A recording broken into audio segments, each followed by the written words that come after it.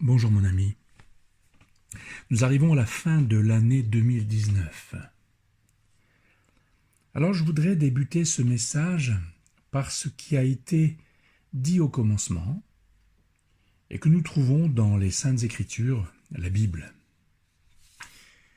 Savez-vous quelle fut la première parole de Dieu qui nous a été adressée? Nous la retrouvons dans la Bible. Y avons-nous fait attention, ne serait-ce qu'un instant? Je vous invite à regarder la vidéo pendant quelques secondes.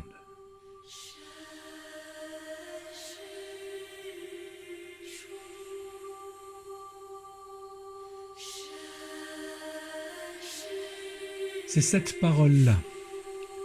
Et Dieu dit alors que la lumière soit, et la lumière fut. Cette parole est la plus importante dans la Bible. Elle résume à mon sens la raison de la création de Dieu. On la retrouve utilisée plus de 150 fois dans toute la Bible, présentée sous différentes facettes. Bien sûr, ici, il parle de la lumière physique. Cette lumière que tout homme, toute femme, tous les animaux sur terre, dans les mers, dans le ciel, tous les végétaux, tout ce qui vit, eh bien, cette lumière-là, ils la reçoivent. Ils en ont tous besoin. Sans elle, c'est la mort assurée. Sans la lumière, il n'y a pas de vie et d'harmonie dans la création. Dieu a créé toutes choses pour qu'elles s'intègrent dans la lumière. Dieu veut que nous prenions conscience que la lumière va au-delà de son apparence physique. La lumière possède une dimension spirituelle. Le caractère physique de la lumière et ses effets sur la création ont une affinité et une correspondance avec le caractère spirituel de la lumière. J'entends par spirituel ce qui touche au monde de l'esprit. La lumière que nous voyons touche au monde physique, à l'univers.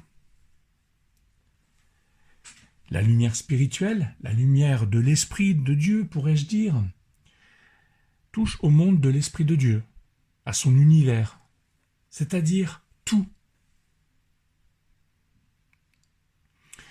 Cependant, Dieu nous interpelle dès le début sur un point essentiel.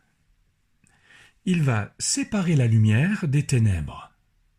Car les ténèbres s'agrippent à la lumière, mais ne peuvent pas répandre quoi que ce soit de lumière. Elles n'ont aucune affinité avec la lumière. La lumière du monde des esprits, par exemple, cherche à imiter la vraie lumière, mais elle n'est que ténèbres. Dieu vit que la lumière était bonne, et il sépara la lumière des ténèbres. Il appela la lumière jour et les ténèbres nuit. Il y eut un soir, il y eut un matin, ce fut le premier jour. Il y a une lumière, mais une abondance de ténèbres. Le texte que nous allons aborder aujourd'hui va nous parler de la lumière, nous enseigner sur la lumière. Elle va nous parler des ténèbres qui entourent la lumière.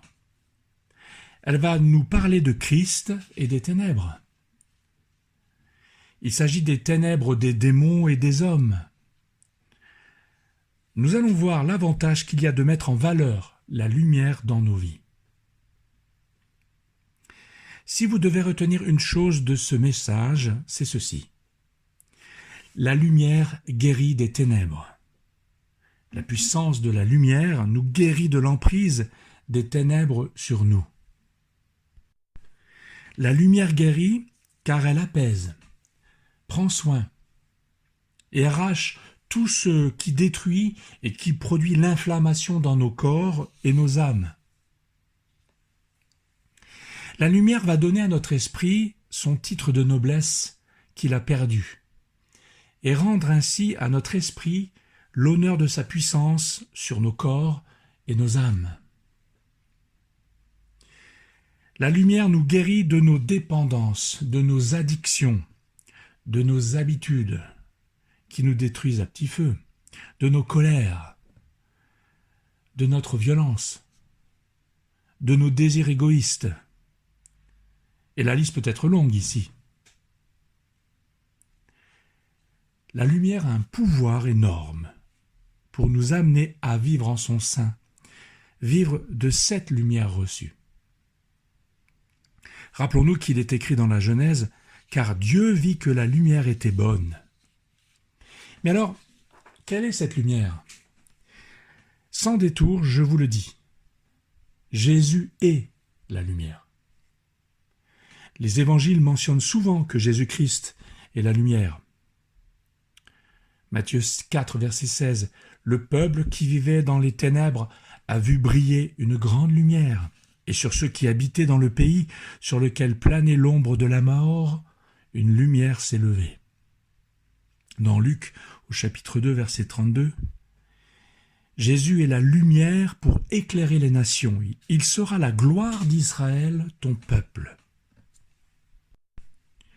Je voudrais que nous parcourions un texte de l'évangile de Luc.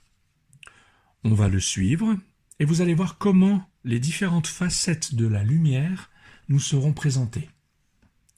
Il s'agit de Luc, chapitre 11, versets 33 à 36.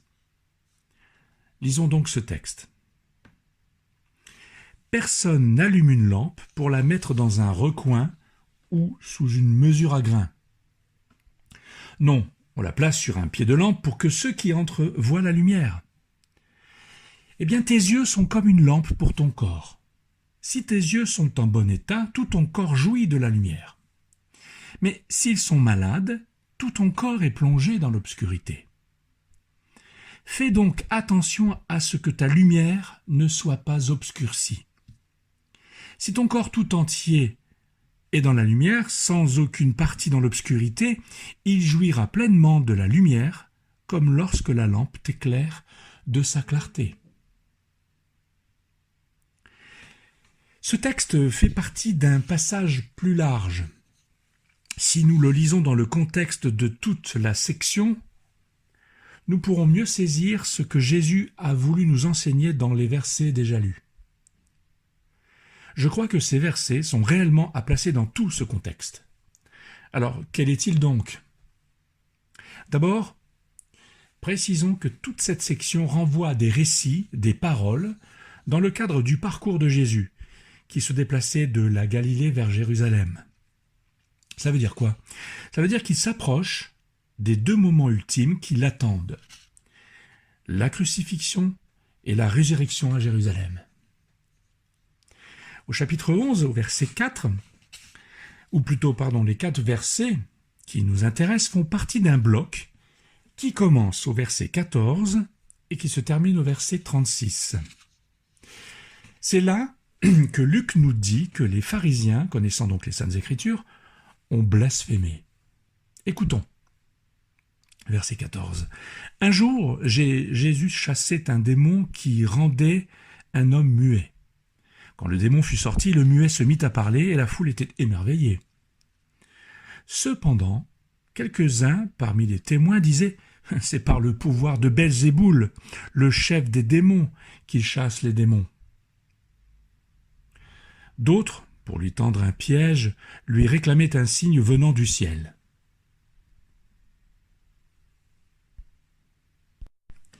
Vous avez représenté sur le diaporama toute la section avec 2 couleurs pour différencier 2 parties. Jésus va répondre au premier, le verset 15, par les versets 17 à 26. Et il va répondre au second, le verset 16, par les versets 29 à 36. Nous avons donc eu notre texte qui correspond à la réponse de Jésus à ces gens qui veulent le piéger en lui demandant, pour cela, « Montre-nous un signe venant du ciel. » Qui ne désire pas voir de grands signes et des prodiges? Quand on regarde des séries TV sur Netflix ou même ces séries en Asie appelées dramas, et qui inondent la curiosité de nos jeunes, voire même moins jeunes ici en Europe, nous sommes frappés de constater que de plus en plus de personnages principaux ont des pouvoirs étonnants. Les intrigues, le suspense tournent autour d'événements inédits, voire surnaturels. Il y a dans le fond du cœur de l'homme cette soif de dépassement, de goûter à quelque chose qui le dépasse et qui le transcende. Nous avons soif d'inconnu, soif d'expériences nouvelles à vivre. Cela, les producteurs et les réalisateurs l'ont bien compris. Alors ils produisent des films et des séries qui y répondent. Seulement, ce n'est pas le domaine du cinéma, ou même du virtuel, qui répondra à cette attente. Ce n'est pas cela qui va épancher la soif du miracle, de l'extraordinaire. Alors je me suis posé la question, est-ce que du fait que Dieu existe et qu'il n'est pas présent dans la vie de beaucoup, que le cœur de l'homme aspire au surnaturel et à des événements extraordinaires? C'est fort possible. Ainsi donc, les Juifs demandent à Jésus un signe venant du ciel. Alors Jésus commence par annoncer le grand signe, ce signe unique, qui répondra à la demande qui lui est adressée. Et nous lisons cela dans le chapitre 11, versets 29 à 32. C'est le signe de Jonas. Comme Jonas, qui a été arraché à la mort, il prêcha la repentance aux Nénivites. Ainsi, ce sera comme le ressuscité, que le Fils de l'homme annoncera le salut au monde entier. Ensuite, il parle de Salomon et revient au signe de Jonas qui s'intéresse à la ville de Ninive. En fait, ni Salomon ni Jonas n'ont accompli de miracles et de prodiges. Il a suffi de la sagesse de l'un et l'apparition menaçante du second pour gagner et pour émouvoir à repentance les païens, leurs contemporains. En fait, Jésus est en train de soulever un problème qui concerne le peuple juif qui l'écoute à ce moment-là. Leur cœur est malade. L'état moral du peuple est au plus bas. Il en est ainsi comme du temps de Jonas, comme du temps de Jésus, comme de notre temps. Il y a beaucoup d'attentes spirituelles à chaque génération. Que ce soit dans le passé ou maintenant, il y a toujours une soif de vie, une soif de sens et de sagesse, une soif d'esprit. Seulement, l'homme ne trouve pas en Dieu le contentement, car l'état de son cœur, comme celui du peuple du temps de Jésus, est au plus mal. Les humains voient mal et cherchent donc sans discerner. Ils tâtonnent, que ce soit la sagesse de la vie ou que ce soit la spiritualité, ils tâtonnent. Et nous aussi. Jonas a été un signe pour ses contemporains, ayant compris qu'ils avaient besoin de changer de vie. Ils avaient compris la prédication de Jonas. De même, la reine de Saba, c'est l'empire éthiopien de l'époque, elle a fait beaucoup de route pour écouter l'enseignement et la sagesse de Salomon. Et il y a plus grand que Jonas et Salomon. C'est Jésus. Oui, Jésus fera comme eux, mais sa sagesse, son enseignement, sa prédication seront plus glorieux et remarquables. Et de quelle manière Jésus va-t-il conclure sur cette question du signe dans le ciel? En nous enseignant par les versets que nous avons lus au début, les versets 33 à 36. On a l'impression que ce passage semble être là un peu comme par inadvertance. Comme on dit, un cheveu dans la soupe. Quel est le rapport entre le signe dans le ciel et Jonas puis Salomon? Qu'est-ce que Jésus veut nous communiquer? 4 mots vont être la matière principale qui forgera l'enseignement de Jésus. Ils vont être la réponse au signe tant attendu. De quoi s'agit-il? Lisons le verset 33. « Personne n'allume une lampe pour la mettre dans un recoin ou sous une mesure à grains. Non, on la place sur un pied de lampe pour que ceux qui entrent voient la lumière. » Le peuple aurait dû savoir, s'il était dans de bonnes dispositions, que Jésus était l'envoyé de Dieu, le Messie, la lumière du monde. L'exemple de la lampe qui est visible et non cachée afin d'être vue est très simple à comprendre.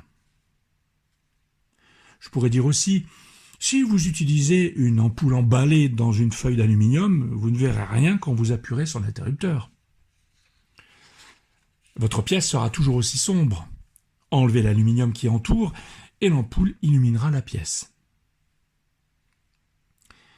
Lorsque le soleil apparaît à l'horizon, une personne qui a une vue normale ne va pas demander qu'on lui prouve que c'est l'astre du jour, ce soleil qui éclaire tout le monde. Son éclat devrait suffire pour lui. Faut-il un signe particulier pour cela? Non, juste l'éclat qu'il voit devant lui, à l'horizon. Cette lumière, tout le monde en profite, chacun sait ce qu'elle est. Si tu entres dans le temple du temps de Jésus, tu vois le chandelier. Oui, dans le lieu saint, tu y vois le chandelier et sa lumière. Celui qui s'approche de la présence de Dieu va rencontrer la lumière du chandelier, la porte, la lampe. Jésus-Christ est celui qui éclaire, celui qui cherche à s'approcher de Dieu. Il est cette lumière qui paraît. Il a tout fait pour que cela devienne évident et pour que chacun le voie comme la lumière. Alors pourquoi les gens ne voient pas, de toute évidence, que Jésus-Christ est cette lumière? Pourquoi donc? C'est la question qui est traitée dans l'évangile de Jean au chapitre 1, verset 9 et suivant. Et c'est aussi au verset suivant qu'il va dire pourquoi. Le verset 34. Lisons-le. « Tes yeux sont comme une lampe pour ton corps. Si tes yeux sont en bon état, tout ton corps jouit de la lumière. Mais s'ils sont malades, tout ton corps est plongé dans l'obscurité. » Que nous dit cette parole de Jésus? Le problème vient non pas de la lumière qui est visible, puisqu'elle n'est pas cachée, mais de l'œil qui doit percevoir cette lumière. C'est l'œil qui donne au corps les informations sur ce qui lui est extérieur. Il communique aux membres du corps la lumière de la nature qui s'approprie. L'œil, c'est la lampe qui éclaire notre âme, qui éclaire notre intelligence.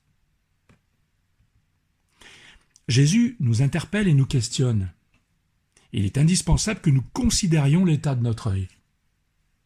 S'il est en bon état, alors notre corps sera en harmonie avec la nature et avec ce qui l'entoure. Il en va de même aussi pour l'âme et notre esprit. Si ton âme et si ton esprit a une bonne vue de ce qui l'entoure spirituellement, ils seront prêts à bien fonctionner. Ton esprit sera en harmonie avec l'Esprit de Dieu. La lumière de l'Esprit de Dieu, c'est le Christ. Les Juifs auraient dû voir en Jésus le Messie, le Christ, mais ils ne l'ont pas vu ainsi. L'organe de vue intérieur de l'humain, c'est le cœur. Le cœur, c'est le foyer moral d'où procède l'activité du sentiment, de la volonté, de l'intelligence, de l'imagination, de la mémoire, de toutes les facultés psychiques. Eh bien, si ce cœur est bien disposé et s'attache au bien et au vrai, il s'approprie la révélation de la vérité et de la sainteté divine. Il va ainsi communiquer la lumière qui s'attache à la vérité et à la sainteté de Dieu et à toutes nos facultés. Mais si le cœur n'est pas disposé à recevoir cette révélation, il reste plongé dans la nuit et toutes les facultés avec lui. L'intelligence en particulier ne fonctionne plus qu'au service du mal et va à l'encontre du vrai et du bien. Dans l'Épître aux Éphésiens, au chapitre 4, versets 17 et 18, ça parle de ce sujet bien précisément. Lorsque Jésus nous parle de l'œil qui est en mauvais état, il veut signifier que c'est être dans un état de dépravation. C'est-à-dire que la personne reste dans les ténèbres. L'œil se porte mal, la personne ne voit pas la lumière et cette personne reste dans les griffes des ténèbres. Lisons maintenant le verset 35. « Fais donc attention à ce que ta lumière ne soit pas obscurcie. » Ce verset-là est saisissant et important. Il est la pierre angulaire de tout ce passage. Il soulève une vérité concernant notre perception du monde, notre manière de comprendre le monde. Cette perspective est à mettre en rapport avec Dieu, avec la vision de Dieu. Ce verset nous montre que ce que nous avons en nous, c'est ce qui va nous éclairer. On perçoit les choses d'une certaine façon, on va interpréter les événements selon la vision que l'on a de la vie, de notre vie. Tout cela aura un sens pour nous et ce sera notre lumière. C'est notre manière de voir, de comprendre, qui détermine la nature de notre lumière. Si par contre notre lumière provient d'un œil en mauvais état et d'un cœur mal disposé, qu'est-ce qui se passe ? Cette lumière qui est claire et rend ta vie comme étant la seule qui vaille la peine d'être, pour toi en tout cas, parce qu'elle te semble être la bonne voie, cette lumière est en fait ténèbres. Ainsi, il nous faut réexaminer l'étendue et l'épaisseur de nos motivations, de nos choix intellectuels et spirituels. Il faut descendre dans les profondeurs de nos cœurs pour examiner ce qui nous empêche de discerner la lumière qui rayonne de la personne de Jésus-Christ et qui nous retient d'en faire notre lumière. Qu'est-ce qui nous bloque là ? La révélation qui transforme un homme et une femme ne peut être effective qu'à partir du moment où leur cœur est disposé à s'ouvrir à Jésus-Christ, à choisir qu'il est la lumière. C'est une réelle démarche solennelle, entière, radicale, sans restriction, avec une foi paisible et une détermination profonde et éclairée. Il est vrai que ce qui est déterminant dans ce choix, c'est notre attitude intérieure et morale. Comme il est dit dans l'évangile de Jean, chapitre 3, versets 19 à 21, « La lumière est venue dans le monde, mais les hommes qui ont préféré les ténèbres parce que leurs actes sont mauvais. En effet, celui qui fait le mal déteste la lumière, et il se garde bien de venir à la lumière, de peur que ses mauvaises actions ne soient révélées. Mais celui qui a une conduite conforme à la vérité vient à la lumière pour qu'on voit clairement que tout ce qu'il fait, il l'accomplit dans la communion avec Dieu. » Lisons le verset 36, et nous finirons avec ce verset. « Si ton corps tout entier est dans la lumière, sans aucune partie dans l'obscurité, il jouira pleinement de la lumière comme lorsque la lampe t'éclaire de sa clarté. » Jésus veut finir par une parole encourageante à l'adresse de ses disciples, de ceux dont le cœur a reçu la lumière. Observons donc la progression dans ce qui est dit là. Soumettons à la lumière du Christ les parties de nos vies qui ne sont pas encore éclairées, que l'on cache encore. Quand l'homme se livre tout entier, sans aucune réserve, à l'action de la lumière, il devient lui-même intérieurement et extérieurement lumineux, comme un homme sur lequel un foyer de lumière projette son éclat. Comme la lumière d'une torche électrique qui l'éclaire dans la nuit. Ainsi, il y a deux cas de figure. Vous avez d'un côté une personne qui résiste parce que son cœur résiste à la vérité divine qui s'est manifestée et qui est flagrant, qui est repérable, comme ce soleil qu'on a vu à l'horizon.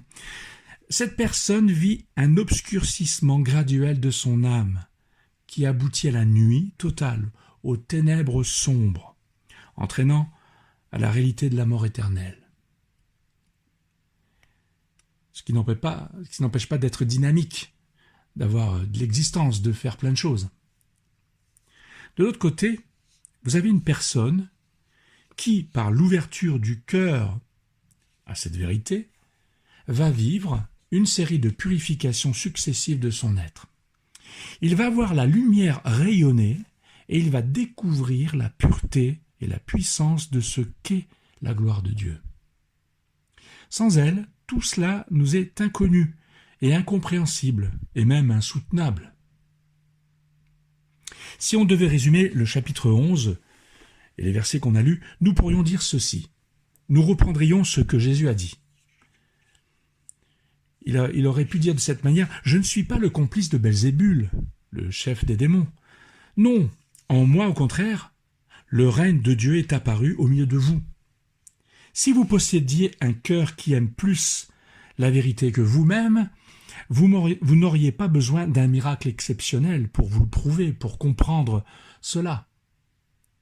En m'écoutant, vous reconnaîtriez la sagesse de Dieu. Ceux dont l'œil est sain le reconnaîtraient du premier coup d'œil. Aussi, tout leur être serait illuminé et transformé par mon apparition une fois reçu dans leur cœur. Leur cœur serait illuminé de ma présence, et ainsi, ma lumière donnerait du sens, du réconfort, du calme à leur cœur. La paix les submergerait. Nous serions comme la tour Eiffel que l'on voit de loin et dans le détail dans la nuit. Cette perfection, en fait, provient du fait que la lumière rayonne de l'intérieur de sa structure et non une lumière extérieure qui l'éclaire. L'effet est vraiment différent. Conclusion. Je voudrais que nous nous encouragions par toutes ces paroles. Le Christ reconnu en nous, reçu dans nos vies, fera œuvre de lumière en nous. Ne lui gâchons pas sa joie en laissant quelques parties de notre corps dans des zones d'ombre. De plus, sa lumière va briller vers l'extérieur, et cela se verra. Soyons courageux pour que la lumière de Christ qu'il a mise en nous soit visible autour de nous. Beaucoup ont peur de présenter la lumière qu'ils ont reçue. C'est comme s'ils avaient éteint l'interrupteur d'une pièce. Ils l'ont éteint, la lumière de Christ en eux qui empêche les autres de la voir. Si vous allumez l'interrupteur, alors cela donnera très certainement envie au cœur bien disposé de recevoir cette même lumière, à savoir Christ, la lumière de Dieu. Christ, Dieu, lumière. Soyez bénis et baignez de sa lumière consolante qui fait œuvre de purification, qui illumine notre vie autrement et nous ouvre le chemin de la gloire de Dieu. Merci à vous.